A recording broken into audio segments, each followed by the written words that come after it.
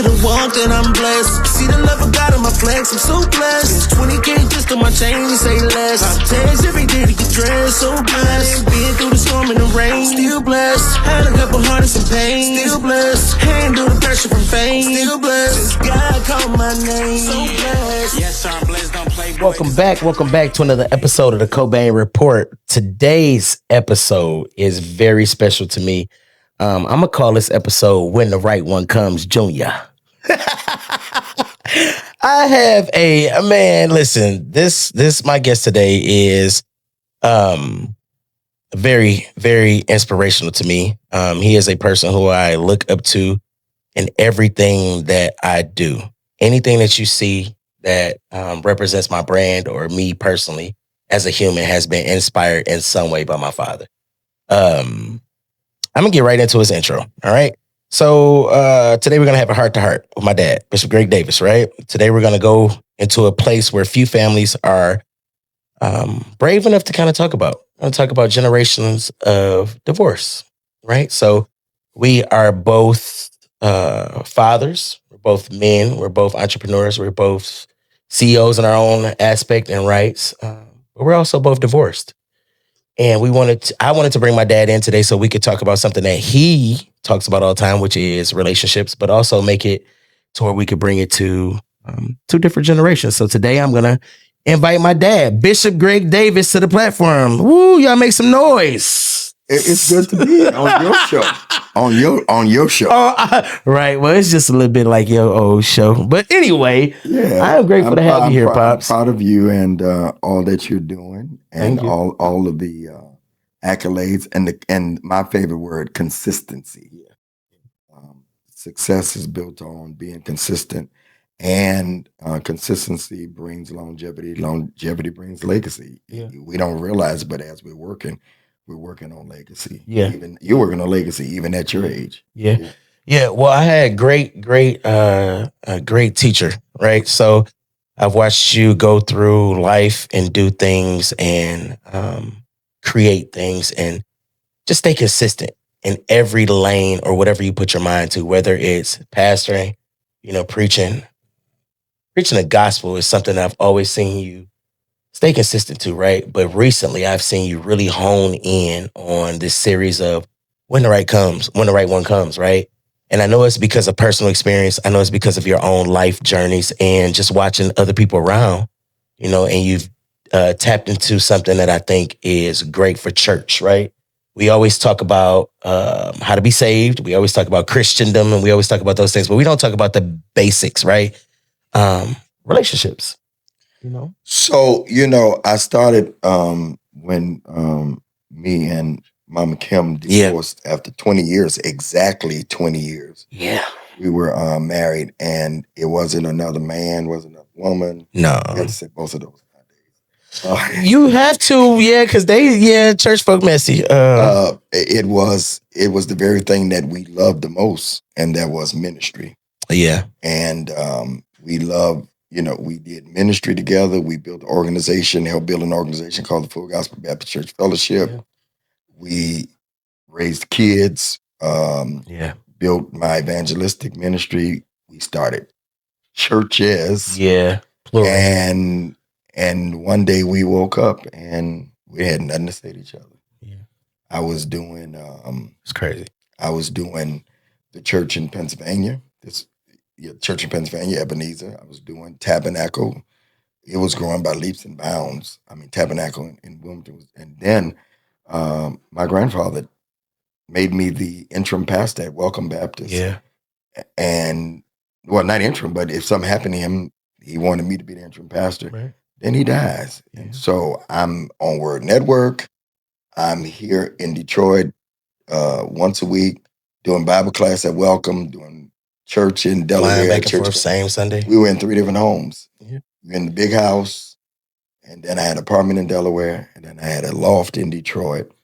And where we started off as a partnership, we started doing this not because we wanted to, but because of the demand, and we stopped saying no to stuff, and everything was yes. Her preaching started off to take off. She preached the full gospel, and that one message, she traveled all over the world, literally. So it was going different ways. When I would finally get to Pennsylvania just to have dinner with her on my way to Wilmington, we had nothing to talk about. Talked about kids, we talked about ministry, and the marriage was without knowing. Now, this wasn't just me, this was both of us. But I took responsibility because I'm the man. You did. I'm the man, and the man should take responsibility because I could have said, okay, stop this. There is a blessing and a curse, and I want to say this to everybody that do ministry together and business together. Somebody has to say, hold on. You know, whatever balance is. I'm not sure what that is even to this day, but you got to try to have some kind of balance. I'm proud of you and all that you're doing, and all of the accolades, and my favorite word, consistency.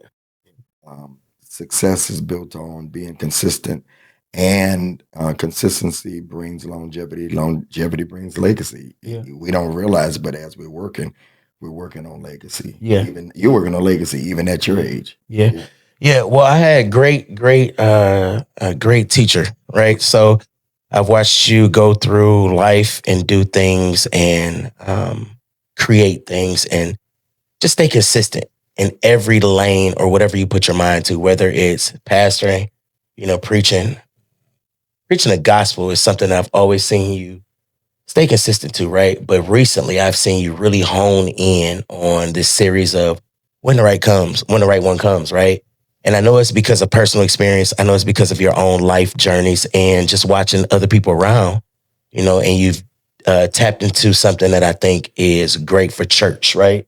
We always talk about how to be saved. We always talk about Christendom, and we always talk about those things, but we don't talk about the basics, right? Relationships. So, I started when me and Mama Kim divorced after 20 years, exactly 20 years. We were married, and it wasn't another man, wasn't another woman. No. You have to say both of those nowadays. You have to, because church folk messy. It was the very thing that we loved the most, and that was ministry. And we loved, we did ministry together. We built an organization, helped build an organization called the Full Gospel Baptist Church Fellowship. We raised kids, built my evangelistic ministry. We started churches. Plural. And one day we woke up and we had nothing to say to each other. I was doing it's crazy. I was doing the church in Pennsylvania. Church in Pennsylvania, Ebenezer. I was doing Tabernacle. It was growing by leaps and bounds. I mean, Tabernacle in Wilmington. And then my grandfather made me the interim pastor at Welcome Baptist. And, well, not interim, but if something happened to him, he wanted me to be the interim pastor. Right. Then he dies. And so I'm on Word Network. I'm here in Detroit once a week doing Bible class at Welcome, doing church in Delaware. Back and forth, same Sunday. We were in 3 different homes. We were in the big house, and then I had an apartment in Delaware, and then I had a loft in Detroit. And where we started off as a partnership, we started doing this not because we wanted to, but because of the demand, and we stopped saying no to stuff, and everything was yes. Her preaching started off to take off. She preached the full gospel, and that one message, she traveled all over the world, literally. So it was going different ways. When I would finally get to Pennsylvania just to have dinner with her on my way to Wilmington, we had nothing to talk about. Talked about kids, we talked about ministry, and the marriage was without knowing. Now, this wasn't just me, this was both of us. But I took responsibility because I'm the man. You did. I'm the man, and the man should take responsibility because I could have said, okay, stop this. There is a blessing and a curse, and I want to say this to everybody that do ministry together and business together. Somebody has to say, hold on. Whatever balance is. I'm not sure what that is even to this day, but you got to try to have some kind of balance. And one of my favorite movies is Denzel Washington, American Gangster, where he asks the guy, one of the gangsters, why are they trying to kill me? Why are they trying to kill me? And the gangster says, success is trying to kill you. Mhm. Success can kill you. Yeah. Even in ministry. What we did not do is come back and renegotiate the terms and condition. Meaning when you always get from PayPal and all those places, our terms and conditions Have been updated. Yeah, you have to update them, right? And we didn't. We didn't update the terms and conditions. We just kept shifting and going from room to room. I mean, success after I'm on TV all over the world. My second network, I'm preaching the telethons on Daystar and all these networks and winning everybody else but losing my marriage. Until one night, she wakes up. We're in the middle of our conference, 7 Days of Glory. Listening, paged and preached. She crying all over the place. I'm like, oh, praise God. I mean, she was getting free from you, Doc. Yeah. And she wakes up that night. I'm like, ooh, listen, you preach. She wakes up that night and say, if you don't want me, tell me. I'm like, Sybil done entered the bedroom. Jesus Christ. I mean, we literally got people from all over the world, literally, at the conference.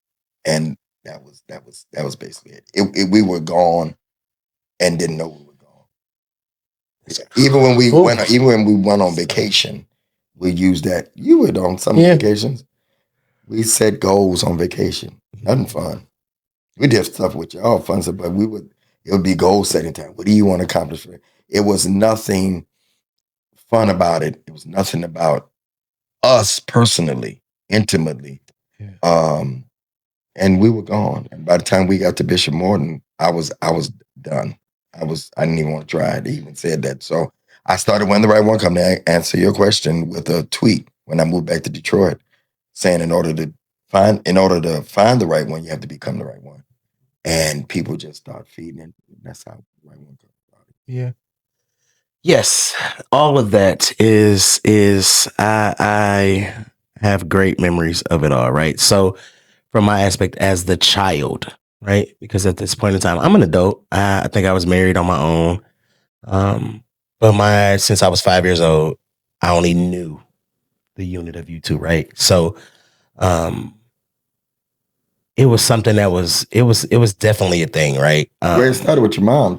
Yeah. So I did. Yes, my parents were married. All that. Everybody knows that story, right? But I didn't, because I grew up, with U2 separately, right? I grew up at the age of 5 or 6, and that marriage was what I remembered, because you guys were pretty much divorced by the time I could remember things, right? And that marriage was just the marriage, right? I always looked up to that marriage and I always understood, but there was always, I never saw, like, when you are, and I always say this, right?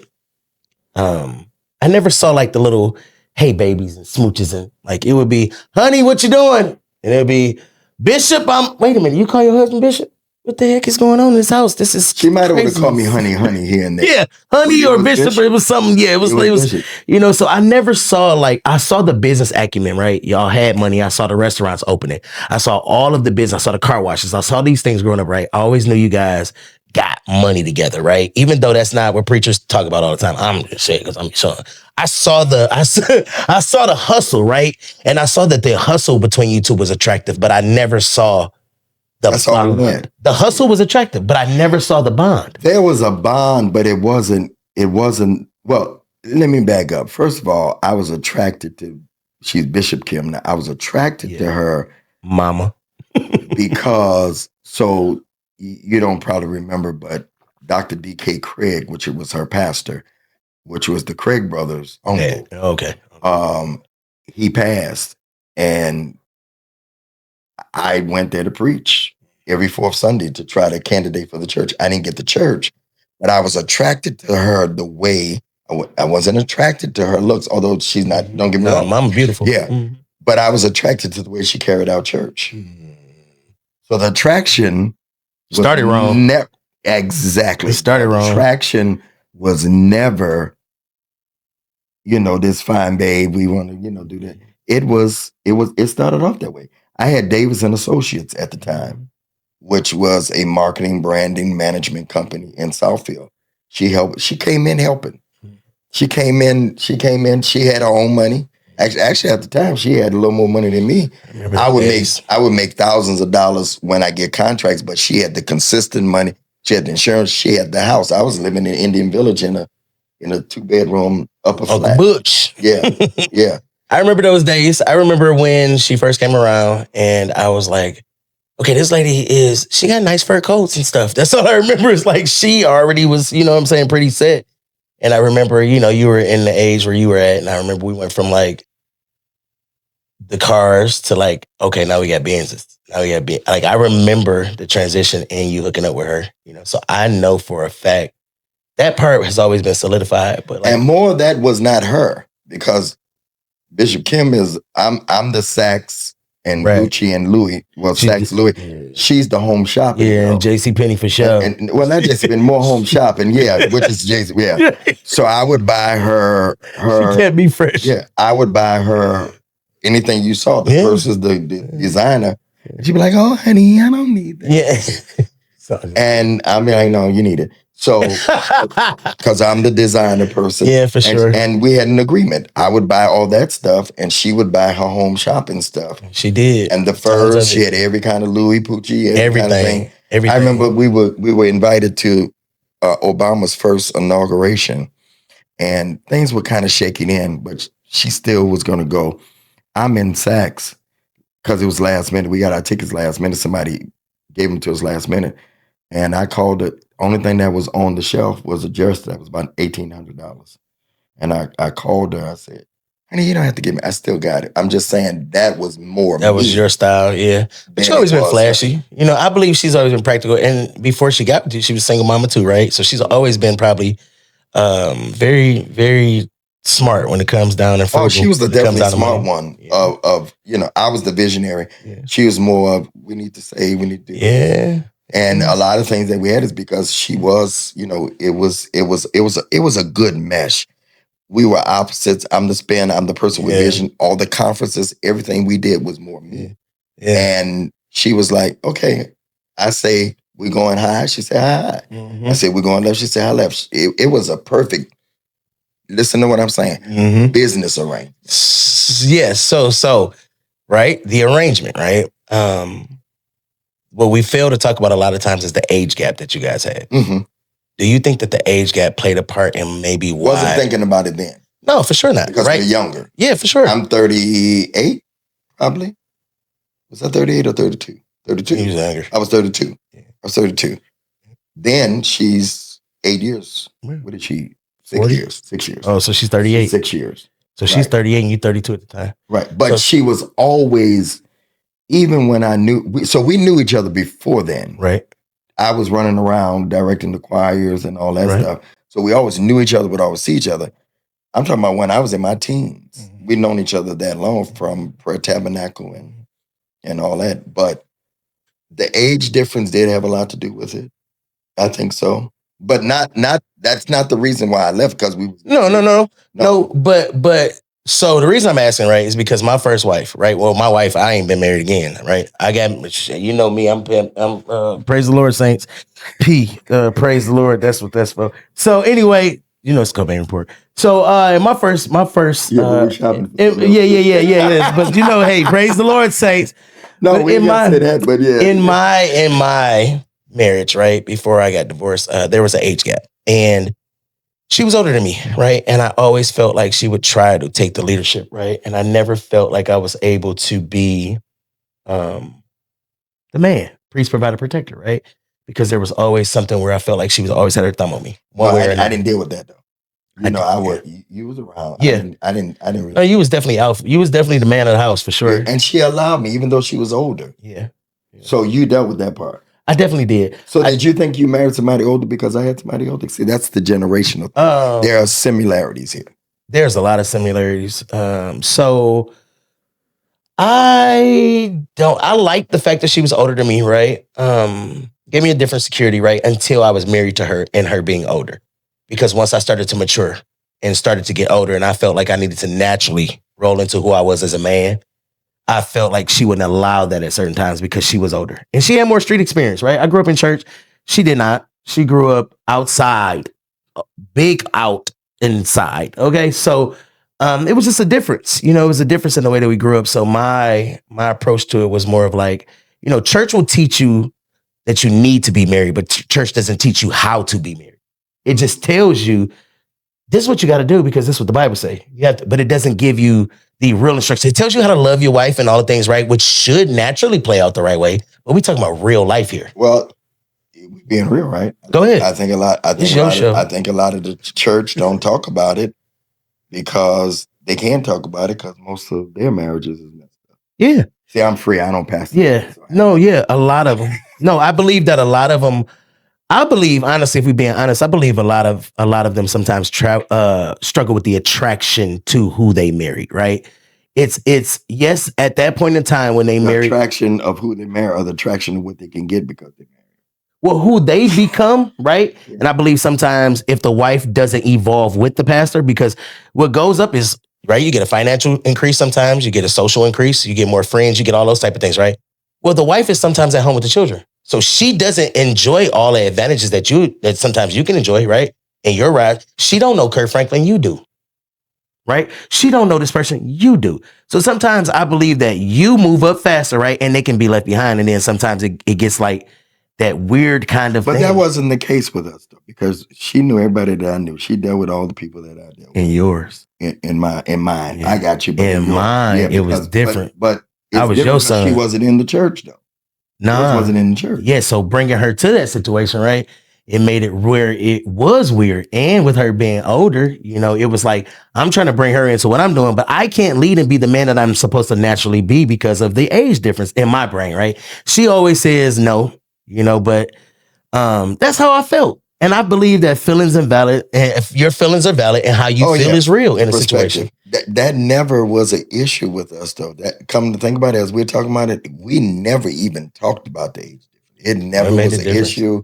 She never treated me like I was younger. Yeah. None of the above. I was the man, and you were. Yeah. You was big dog. I'm not saying that. No, it was just presence. It was more. It wasn't more about me having to do that. It was more about her. Yeah, allowing me to be and not throwing up the age piece up in my face. Yeah, or even making me feel like that. Mine did for sure in my situation. She really did.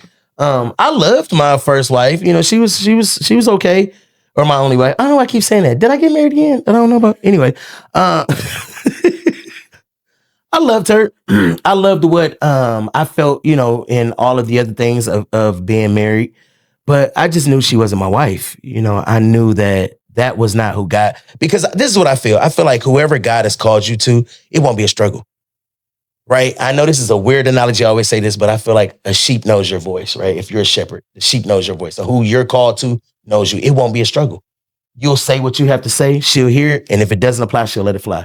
If it does apply, she'll tighten up or fix it. And the same with you as a man, right? Because we're not always perfect. We just choose to try to use our dominance or use our role as a male to present as if we don't make mistakes. But they know, they know the truth. They know what we do. One thing I always tell you is I've never seen a successful marriage. Yeah. And that bothers me. Well, why? It ain't your fault. Your marriage didn't work out. No, it just didn't work out, Doc. No. My granddaddy too, though. It's not just. No, but you did. You saw your great-grandparents, but you were young. Yes, right. They were married 60-something years, True. and I lived with them. They raised me. You did. But you know what I was thinking about while you was having me wait 3 hours for this interview in the car? You're so messy. Okay, you was right. I was going to need the buzzer. You was so right. What I was thinking about in the car, and I thought about it early when we was prepping, talking about this, is I am responsible for it. No matter how much you. So my grandparents was married 60-something years, probably 63. All right. I saw a successful marriage. Okay. But it's not what you see. It's what's in the bloodline. It goes all the way back to my mother, who was not ever married, lived common law with my stepfather, who I can say who he was now because he died this year. Mm-hmm. Sam and Dave, Hold On, I'm Coming. The Blues Brothers were taken from Sam and Dave. Mm-hmm. So Sam was my stepfather. That's who I was raised with until I was 9. My mother loved entertainers. Your granddaddy is an entertainer. All right. Every man she messed with the Temptation, James Brown. She had a scar over her eye that James Brown did. He hit her with an umbrella. My mom was a call girl. All right. Italian, and she looked Real. white. Sure did. So she wore blonde wigs. Beautiful. Yeah, beautiful. But I said that because that's her dysfunctionality. My father got married one time. That's probably where you get the one time from. Easy to get in, hard to get out of. He got married one time to somebody that was my age. I was 19 when he married his wife. I was in their wedding with a woman that's my age. All right. And so that didn't last. She cheated on him and left him because he was older. Yeah. Age gap. Years older, which may explain some things about me. Amy, No, we've been. Come on, Rev. Let's keep. No, we came here to talk. Listen. No, we came to talk. Listen, because listen. That's right. No, you It's ain't gonna be the one. Yeah. So even though my grandparents what's in the bloodline is Billy Davis. Yeah, for sure. And Esther Cagnaletti. Yeah, for sure. It's not what you see. Yeah. And I had to fight daily not to be a hoe. Yeah. All right, because my daddy was. All right. So your my daddy right here. I can't say nothing. I'm free. No, when you think about you, Yeah. all right. Pops. No, hold on. When you think about, even though Derek, that's your brother's stepbrother, all right. He went through 2 divorces. Yeah. All right. Erica and them had their issues. All right. You divorced. Yeah. T. Divorce or he's not my biological son, but he was raised. No, he want us for sure. Yeah, but I'm saying there is a connection there. It is, Pops. With relationships. It is. All right. Because I'm single. You are. So there is issues with relationships. We marry, but we don't stay married. And so somebody along the way has to speak against that curse and reverse it in coming down, or Greg, Caden, and all, it's Micah is single. She's 31. She living her life. Yeah. She ain't done by. No. But I'm concerned she could be single because she's afraid, it's all in there. So for me, what I can say is at this stage in my life, right, I've watched both of my parents truly have happiness from being by themselves, right? Or the portrayal of what you guys choose to be happiness, right? So one of my biggest influences. I'm still doing what caused my marriage not working. I love to work. Too much, to the point where you even go off on me because I ain't doing it. Even when I ain't been on real vacation. When I go on vacation, I'm still doing working. Content, 20 videos a day. Yeah. So, but here's the difference. I've accepted that. So not me yet. So this is where I'm at with it, right? I think that your children have... Well, you shouldn't. Well, I think we've seen... You should break the pattern. So yes, right? It's easier said than done, though. Because when you have an influence of a person who you look up to and you say, this is like, I don't know. This gonna sound a little weird because we are church kids and stuff, right? But never physically met God yet, right? Like physically, tangibly. Like I have my relationship with God, right? But in the human form, my father, who I look up to, would be the closest thing that I would see as a person who would emulate, right? Not saying that my father's God. Please do not get that messed up. Y'all know y'all church people crazy, right? But in my life, this would be the closest thing that I would have to a physical, right? So when you see a person who's chosen to enjoy their lives separately, by themselves, successfully, right? Even though you know that they have moments that they want and a flesh longs to be with a person, right? But they're successful, they're single, and they're doing their thing. You're like, maybe being single ain't so bad. But it don't mean it's right. It don't mean it's right. Yeah, it don't mean it's right. Because it's not. This is just what I've chosen at this point. But what says that peace that you have isn't something that's right? Because some days I walk in the door and I've had a great day like today. I'm doing your podcast. Mm-hmm. I was with my pastor earlier. It's been a great day. Taught my lesson at 3:00 today. It's been a very productive day. So this is one of them days that you might want to walk in the house and say, "Ooh, babe, I conquered the world." And then you go home. And then you could say, "Hey, let me say this to all the single brothers. You think you want this? You don't. If you got a piece of a marriage," I'm going to say, and I'm going to quote him because he's married now. He's married now. Jamal Bryant said to me, he's the first one because he's the only, back then he was a roadmap. Because I mean, I called him and I said, "Hey man, me and Kim, he said, "Man, you don't want this, try to stay." He said, you don't want this." And that's what I say to other people. You don't want this. Success at what cost? Success at what cost? So what about when you walk in the house, you've done 4 shows, you've conquered the week, you've done everything, and you walk into the house and you say, "Hey, babe," and that response that you're looking for, it's not there.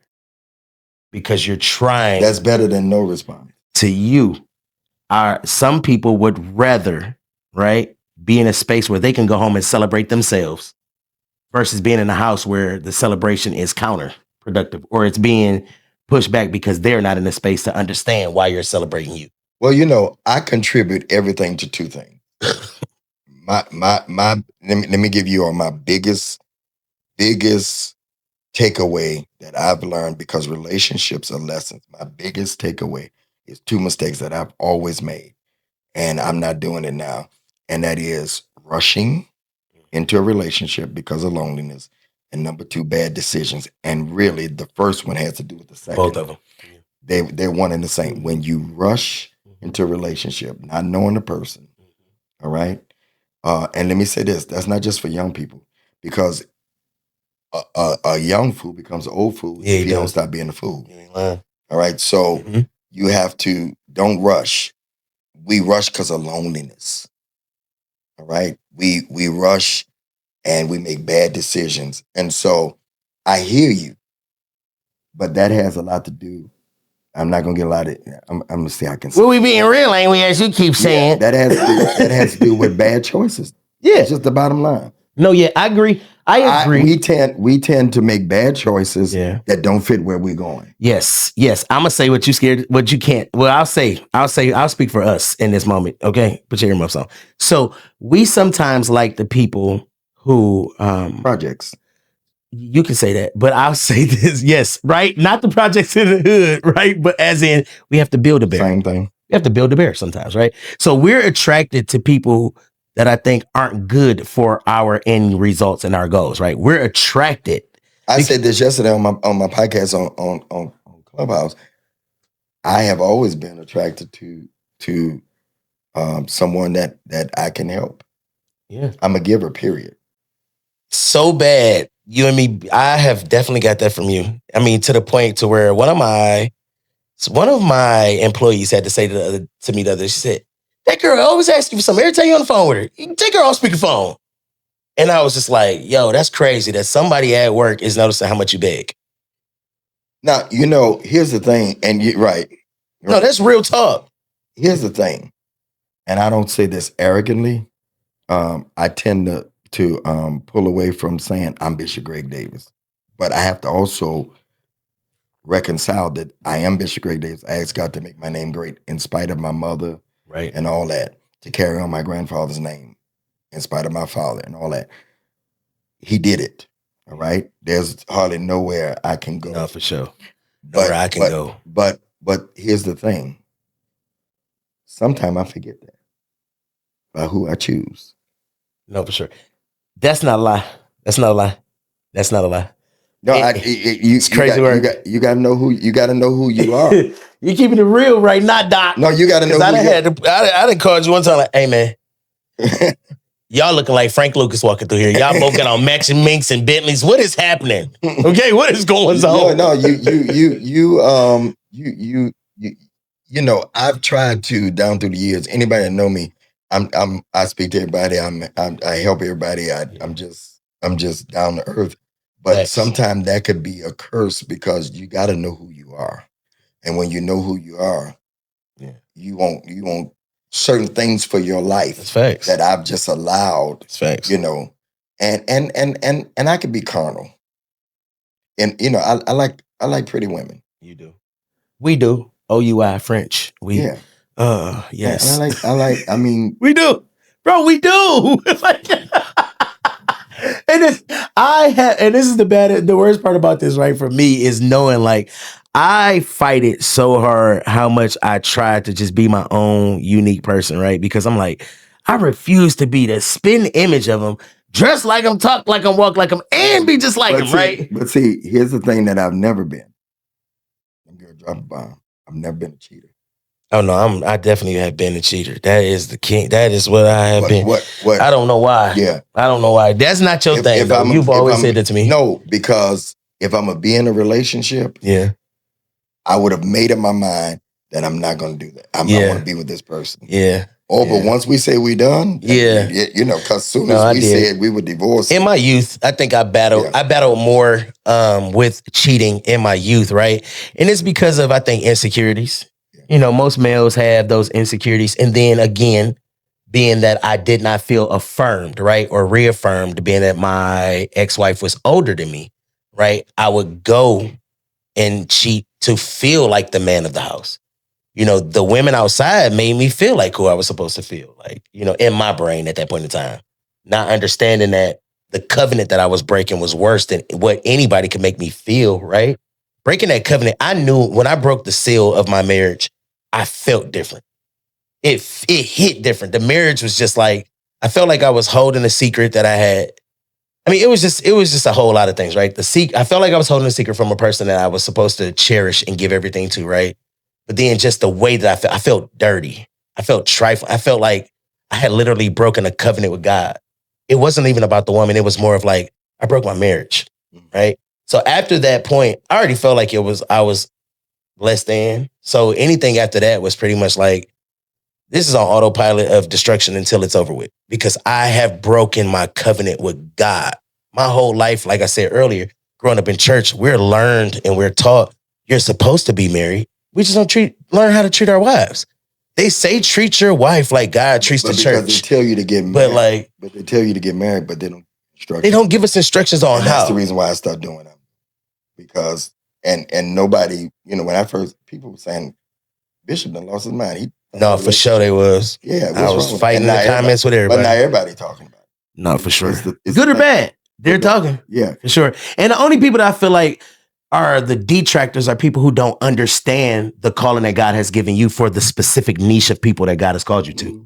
It's not for everybody, right? But it is for the people that God has called you to. I don't worry about it no more because the success, the proof is for sure. Right. I can't go on I can't go nowhere without people saying, oh, keep them coming. Keep no, I feel you. Yeah. You help me break up with somebody. Boom. Yeah.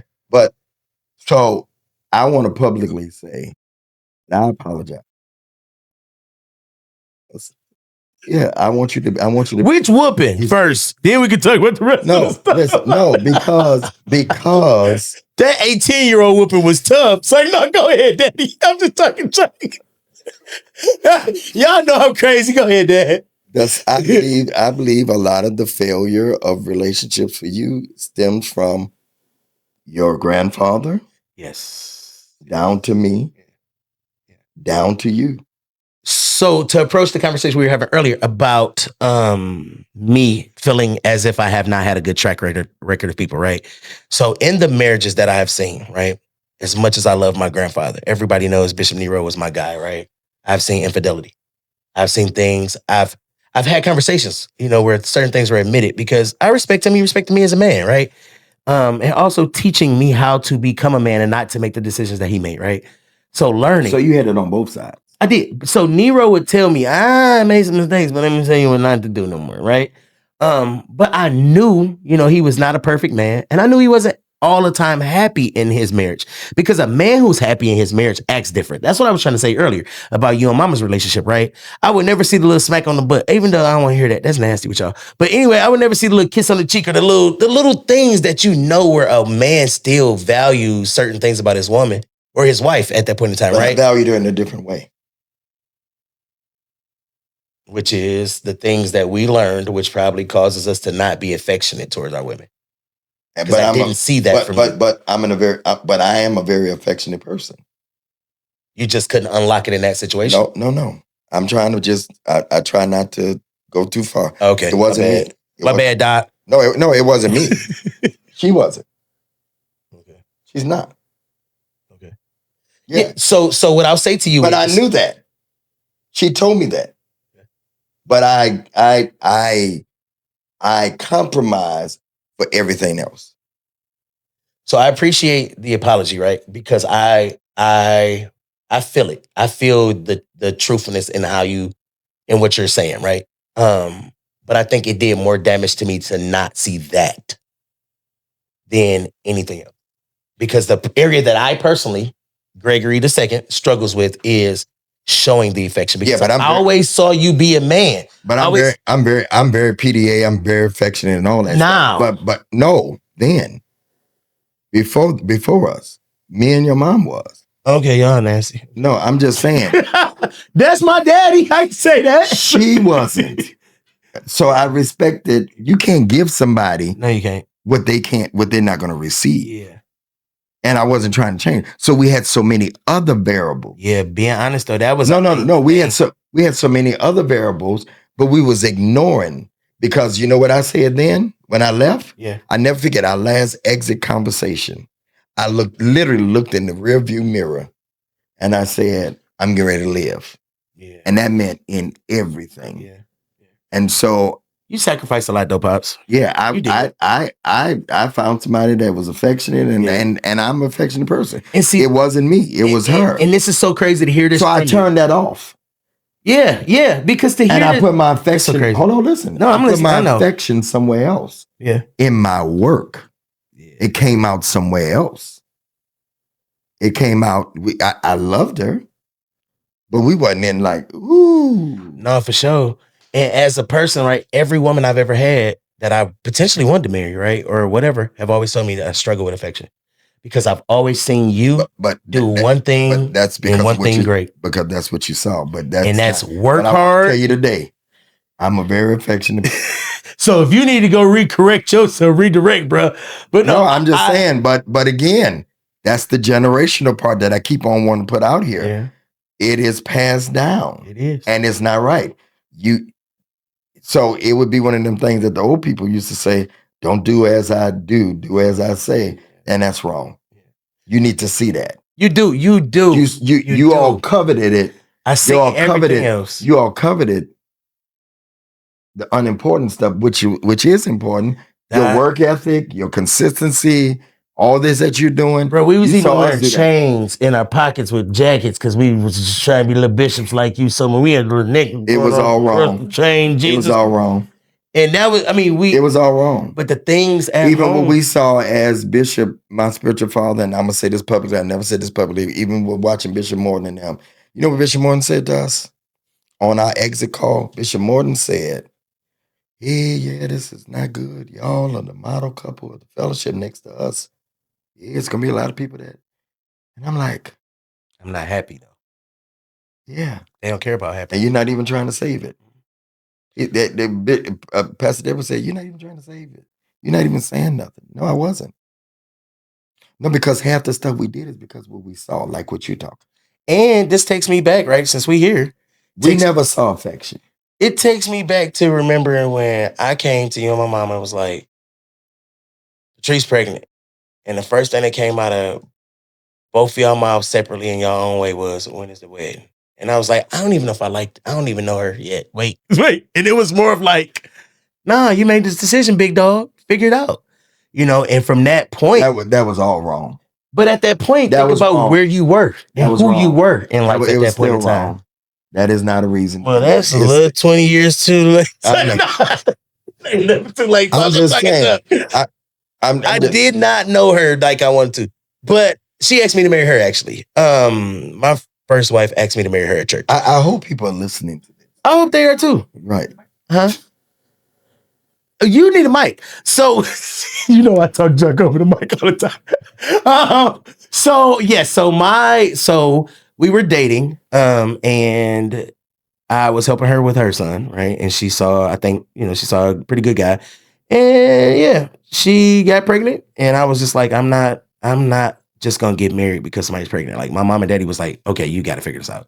And she asked me to marry, and I was like, I can't say no to a woman who's pregnant with my child. She was on her knee and everything. We was at Auntie Nina Church over there off of what's that church? The Glass Church. She had over there off of whatever Forest or whatever it was on the east side.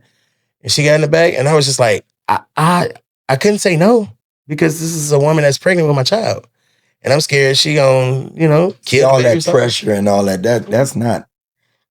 I'm sorry. I probably would have never been married. I think that's why Javon has never been married, is because I don't think he really. I don't know. I probably would have never been married either. I wanted to make sure my one marriage was the marriage, right? Because I knew how much it meant to be married, or how much church had told us that we needed to be married and what it presented and what it was, right? I didn't want to fail at marriage. I didn't want to be like my biological parents' marriage.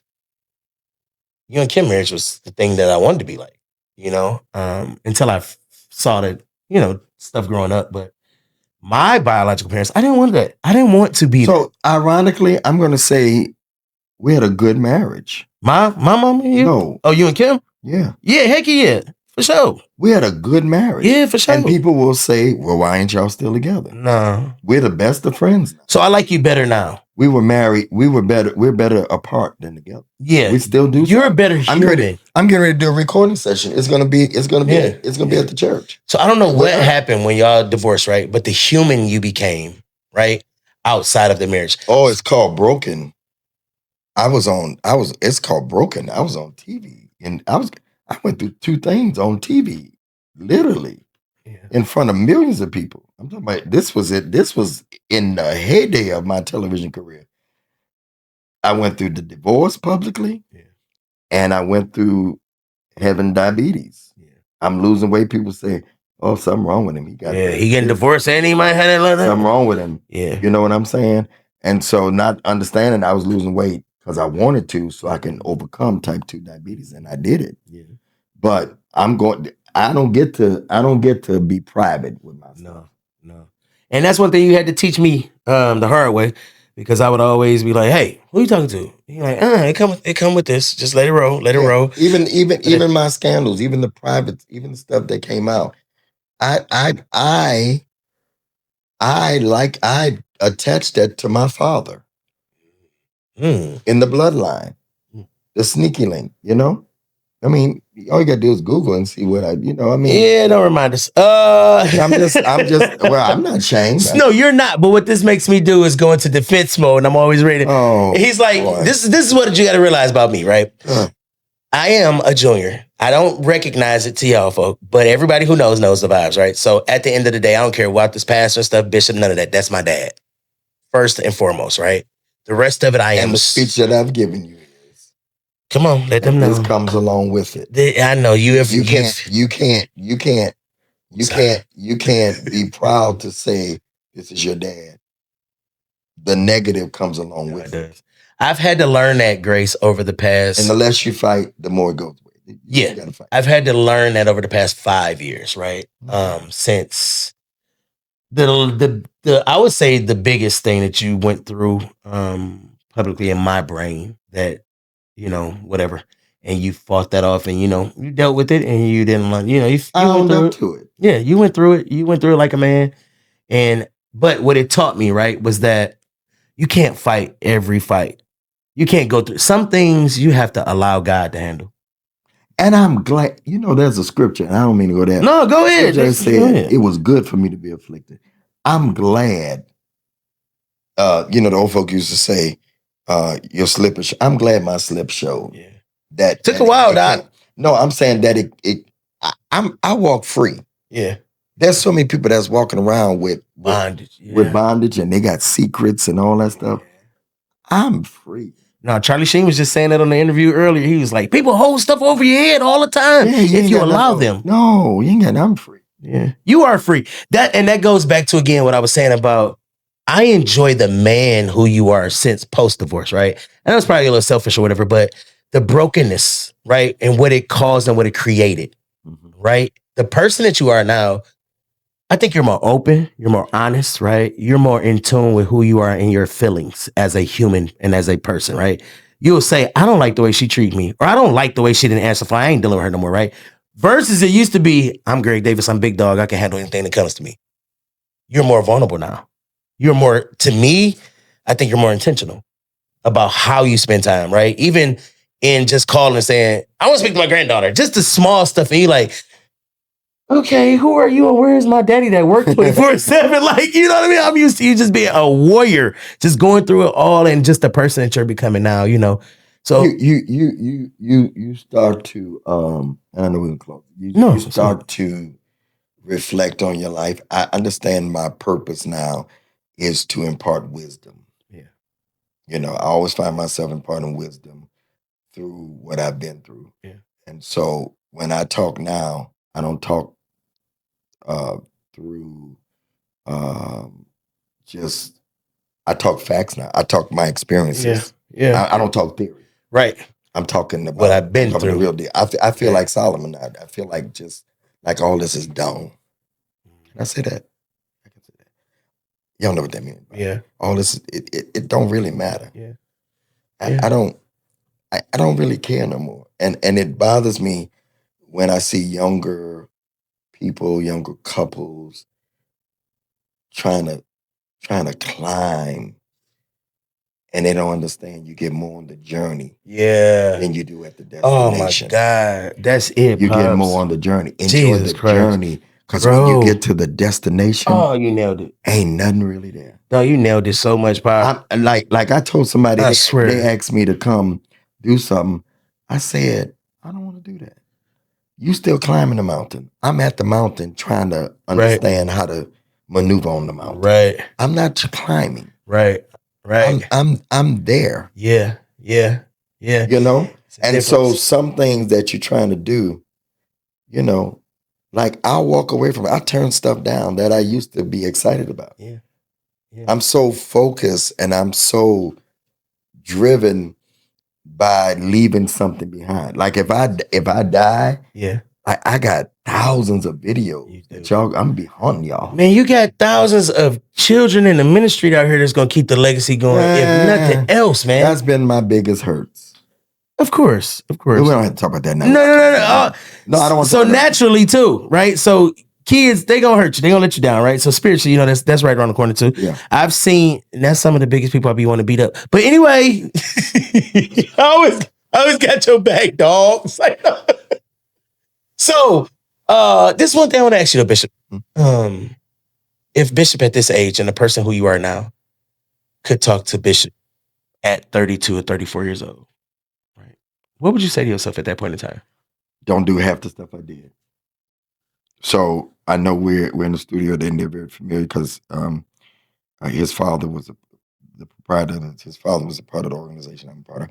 I probably wouldn't have joined the organization I'm a part of. I wouldn't have been a bishop at 32 years old or 28, whatever I was. I've been a bishop 31 years. My entire freaking 31. life. So let me see. 31 years. I was 9. 31 years this year to be a bishop. I'm 63, so I was a bishop at what age? 31 from 63 is 32 years old. Wouldn't have do that. I had just started pastoring. So we got married. I was 5. No, hold on. We got married in March. By November, I was pastoring. We didn't even know each other. Not intimately, I was pastoring. I was installed in November. Shouldn't have did that. Moved them from this little small building to the Boulevard in Gratiot. Joined Full Gospel. A year later, not even a year, became the state overseer, the state bishop. Bro, you move so fast. I remember. Within 3 years, I'm a bishop. I'm a bishop after I get married. Yeah. So my old self said, I would say to my young self, don't do none of that. I probably would have had one of the hottest churches without nothing in the city. You're not lying. Without, I don't want to say this because I love Bishop more than I love Full Gospel. Oh no, it ain't got nothing to do with that. But I really think if so, your name my pastor was heat without nobody, without no stamp. You was heat. Pastor you helped them more than they helped you. Yeah, Pastor Kenlock says all the time. Well, in Michigan, Pastor Kenlock says, he said, you'd have been trying probably if you'd have kept going, because we had that corner lit up. On fire. So although I've been successful at the road I took, yeah, I still wouldn't have did it. I don't know. I know that sounds crazy. We can end here. I wouldn't have done it. The success that I've had, and maybe I wouldn't have been known as Bishop Greg Day, but I wouldn't have did it. Maybe my marriage would still be where it is at. Okay. I couldn't imagine not being Bishop's son. I wouldn't have left Detroit. I can imagine this. I wouldn't have left Detroit. When I left, I'd have stayed on that corner and built. Okay. I wouldn't have did none of that. Now that I would have loved, because I was already known in the city. I had been on the radio, first radio station, WMKM. You've done a lot. You've done it all. I was the presider over Thomas Whitfield's funeral. I mean, that was big for me then. This legendary. There was a cost to all this. And that's divorce with your kids' divorce, not spending time with your kids like you should have, running into events at the last minute with flowers. Micah thought I was there for the whole dance thing, and I wasn't. I missed her graduation. Oh, man. We talk about it all the time. That's what I'm saying. We be talking about That's what I'm saying. At the college cost of what? music. At the cost of what? Working. At the expense of what? Working. Of what, though? And then Solomon and now he retired. That's the crazy part. We served Bishop. Yeah, but at the cost of what? Solomon says it's all done. So at the end of the day, anyway. No. So if I would say this, if roles were reversed, right, and you were the son, and I was the father, I would tell you I'm proud of you overall. Yeah. I've watched you go, Pops. I've watched you go through it all. I've watched you man up and deal with everything you've been handed. So whether your relationships didn't work or not, I am so proud of you. I love you. And I thank you for today's episode of the Cobain Report. That was a good close. Don't be gay. I ain't gonna cry. Don't be gay. Come on. All right, so this is my dad. Everybody. You did. You watched. I am really proud of you. I have. You watched. Yeah. I have been here every step of the way. I ain't gonna cry though. You're gonna be crying. No. I did that in the early one, but I have watched you. You have done, and when I say the biggest influence in my life, I mean, I can't shake it if I tried to. You know, everywhere I go, people understand that I don't want to emulate you. I want to be an extension of you, right? And that's why I feel like I've created.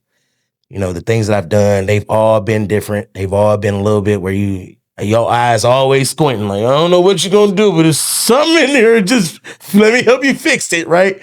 But I've watched you overcome it all. And like I said, bro, I'm just proud of you and I love you. Well, you know, that the great part about that is where I have not been maybe a great example in some areas. I know that there are other areas that I see all of my kids, all of you guys are successful. Everybody is an entrepreneur making good money. Literally, all of y'all. Yes, sir. All of y'all. Erica and her husband, everybody is doing good. Yeah. But in the area of marriage and relationship, you know. These are the conversations that we almost have it all. Listen, these are the conversations that's needed to help little black boys like me. Yeah. You know, they are cathartic, they're healing a lot of trauma and understanding, like sometimes we think we know our fathers, we think we know the men, we think we know them, right? But really sitting down and really talking to them and understanding their psyche, understanding what they go through, understand why, right, will help you in the long run. The more we talk and the more we go through it, I'm like, I understand it now, right? I get it. I often call my dad and I'm like, remember when I went off on you for that one thing? Well, I'm sorry, because my baby mom went off me to say, like, I really be, and he just be sitting there like, okay, now you see how I feel. See, get off the phone with me. The Reverend Ananias Davis, my grandfather would say, your great grandfather, he'd say, that's all right. You know, you'll see. Nana say, keep on living. Keep on. That's what Listen, he would say. Keep on living, Sonny. When he say Sonny, I knew it was over with. I am gonna have Bishop tell you guys where to find him at and all the good things. So the things we didn't discuss because he did not want to, I'm still going to say, okay? So not too long ago, my dad received a Lifetime Achievement Award, right? And he was able to receive this award next to his mentor, Bishop Paul Morton, right? The same exact night. So he didn't want to talk about this because he does not like giving himself accolades. But I want to say I am so proud of you for receiving that Lifetime Achievement Award, bro. Over 30 to 40 years. Even, I think you was 18 when you started directing choirs? No, 16. 16? 17, yeah. From that time until now, he's continued to work in the ministry. And he's never changed. One thing he's never done is turn his back on God. You know, he may have left relationships, but he's never turned his back on a relationship with Christ.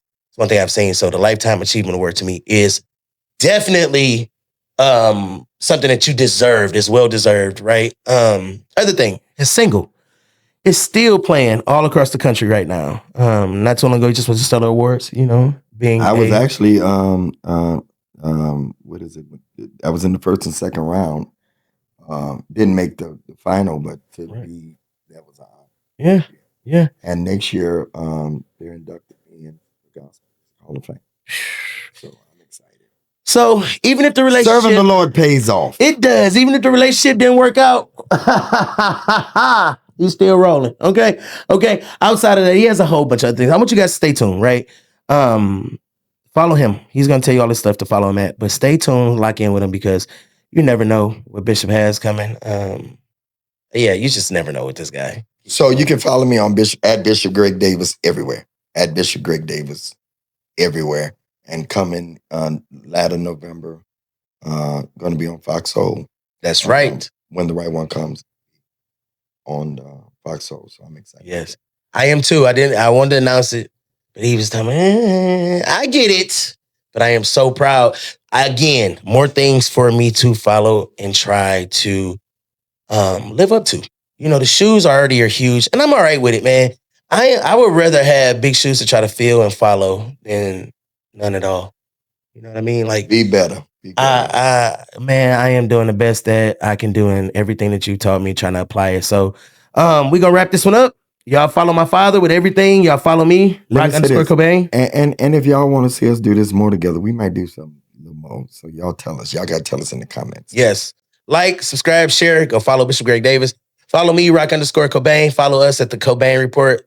Caesar, you missed all the rest of the cast, but I am so happy I got to do this with my father. One-on-one. No other people, no Welton taking up the whole interview. You know I'm messy. And as we always say, it's a wrap, church.